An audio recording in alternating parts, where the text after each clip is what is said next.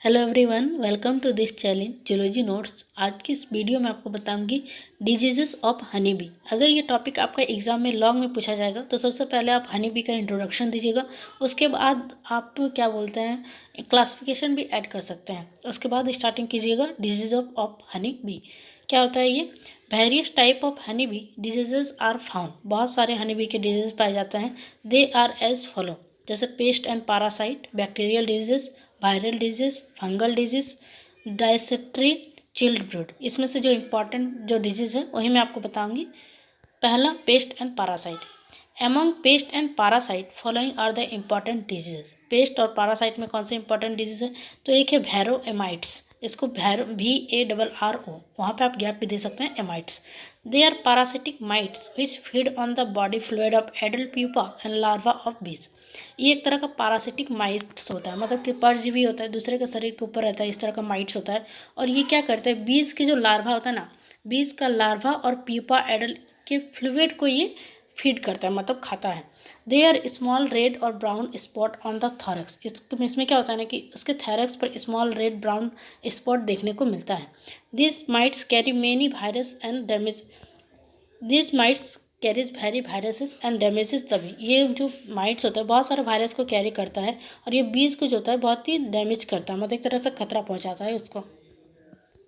This disease was first discovered in South East Asia in 1904।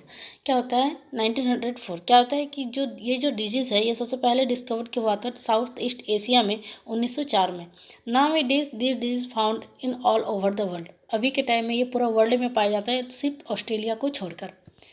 Treatment क्या है इसका? तो varroa mites can be control by using various chemical like Apivar, फ्लोवेमाइट, Apistan, thymol, ETC। यहाँ पे जो वायरस है वहाँ पे वेरियस होगा। वेरोमाइट्स को क्या होता है, कंट्रोल किया जा सकता है बहुत सारे केमिकल्स के द्वारा, जैसे कि एफीवर हो गया, फ्लूवेलानाइट हो गया, Apistan, thymol, ETC। Oxalic acid and formic acid also use to control and regulate the disease. उसके बाद इसमें ऑक्जेलिक एसिड और फॉर्मिक एसिड का भी यूज कर सकते हैं। उसके बाद है nosema disease. Nosema disease is caused by microsporidian group of parasite called nosema apis. ये जो नोसेमा डिजीज जो है ये किसके कारण होता है? तो माइक्रोस्पोरेडियन ग्रुप ऑफ पैरासाइट की वजह से होता है, जिसको कहा जाता है nosema apis. It invades intestinal tract of adult bee and causes nosema disease. ये क्या करता है ना, ये इंटेस्टिनल बी को अटैक करता है, मतलब इंटेस्टिनल जो ट्रैक होता है एडल्ट का, उसको ये अटैक करता है, जिस वजह से कारण होता है नोसेमा डिजीज का कारण बनता है। This disease is known as nosemosis. इस डिजीज को नोसोमोसिस भी कहा जाता है। Due to infection the bees can not leave the hive to eliminate waste, it cause dysentery. क्या होता है, इस वजह इसका अगर इन्फेक्शन हो जाता है, इस वजह से ये क्या करता है, बीज होता है ये हाइव में नहीं रह पाता है और ये एलिमिनेट कर पाता है, क्या होता है, वेस्ट प्रोडक्ट हो, जिसका कारण होता है डायसेंट्री। ट्रीटमेंट क्या है इसका? तो nosema disease can be treated by increasing ventilation using antibodies like fumagillin and supplying sugar water made from refined sugar. Nosema disease का ठीक कर सकते हैं एक तरह का वेंटिलेशन का बढ़ा के, जैसे कि एंटीबॉडीज़ हो गया, फूनागिलाइन, सप्लाइंग शुगर वाटर जो बनता है रिफाइंड शुगर से, इससे हम लोग नोसेमा डिजीज को ठीक किया जा सकता है हनी बी में। उसके बाद होता है वैक्स मॉथ। ये क्या होता है? This is moth named galleria mellonella. ये मॉथ का नाम किस में पड़ा है? तो गैलिना मेलो नीला पे पड़ा है। They do not attack directly but feed on the sets skeleton of bee larva and pollen. ये क्या करता है? डायरेक्टली अटैक नहीं करता है, इनडायरेक्टली ये अटैक करता है लार्वा को, या फिर बोल सकते हैं बीज को। Found in dark brood comb. ये कहाँ पाया जाता है? तो ये डार्क ब्रूड कॉम्ब जैसे जगह पर पाया जाता है, मतलब होता है ना कि उसका जो ब्रूड कॉम्ब जो होता है हनी बी का जो घर होता है वो डार्क ब्रूड कॉम्ब में ये पाया जाता है। This moth destroy the larva and egg. ये जो मॉथ जो होता है वैक्स मॉथ, ये क्या कहते हैं, ये डिस्ट्रॉय करता है लार्वा और एग्स को। इसका ट्रीटमेंट क्या है? For treatment of this moth is destruction of moth larva and their waves is necessary chemical like naphthalene, paradichlorobenzene are the useful। क्या होता है इसका ट्रीटमेंट किया ना कि इस मौत को डायरेक्टली डिस्ट्रक्ट कर सकते भी हम लोग, मतलब ठीक कर सकते हैं, या फिर एक तरह से वेव्स जैसे नेसेसरी केमिकल्स हो गए, कुछ नेप्थलीन हो गया, पाराडाइक्लोरोबेंजीन है, ये भी यूज कर सकते हैं। PARADICHLOZOBENZENA, वो स्पेलिंग है वहाँ पे। उसके बाद है बैक्टीरियल डिजीज। इसमें क्या आता है, इसमें आता है अमेरिकन फुल ब्रूड।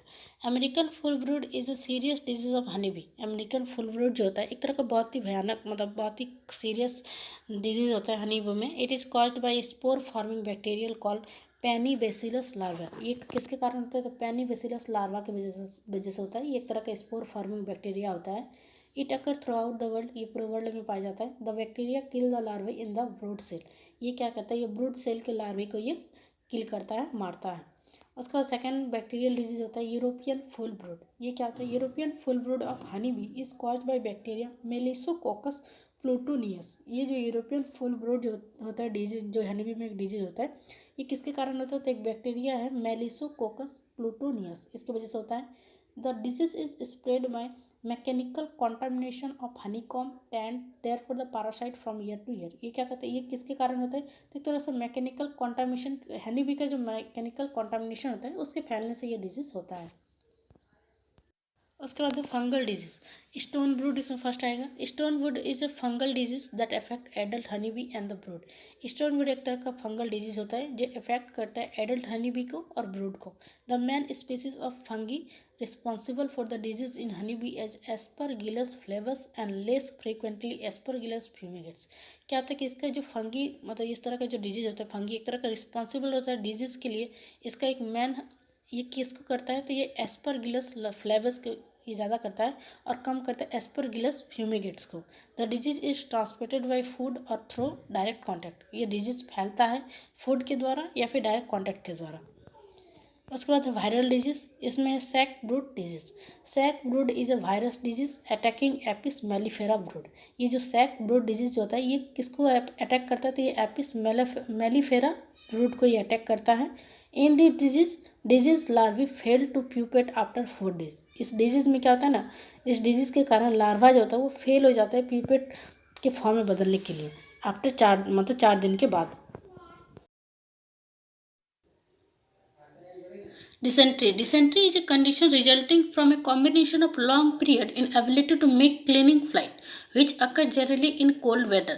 क्या होता है ना कि डिसेंट्री एक ऐसा सिचुएशन होता है जब क्या होता है ना कि जब हनी बीज होता है बहुत ही लॉन्ग फ्लाइट के लिए या फिर लॉन्ग टाइम के लिए जब वो फ्लाइट भरती है तब ये इस तरह का सिचुएशन होता है। डिसेंट्री का मतलब होता है एक तरह का, हिंदी में इसको पैचिस कहा जाता है और ये ज़्यादातर कोल्ड वेदर में होता है। Due to certain high proportion of indigestible matter it suffer from dysentery. ये ज़्यादातर कोल्ड वेदर में होता है और इसमें क्या होता है बहुत ही हाई प्रोपोर्शन में ये इनडाइजेस्टिबल करता है मैटर को, जिसकी वजह से ये डिसेंट्री से गुजरता है। उसके बाद है chilled brood. Chilled brood is not actually a disease but it result due to mistreatment of bees by bee keepers. Chilled brood जो होता है वास्तव में एक डिजीज नहीं है, लेकिन ये हनी बी पालकों द्वारा मधुमक्खियों के साथ दुर्व्यवहार का कारण होता है। मतलब होता है ना कि जब ये मिस ट्रीटमेंट करता है उस वजह से ये होता है। It is caused by a pesticide बीट that primarily kills off adult population और a sudden drop in temperature.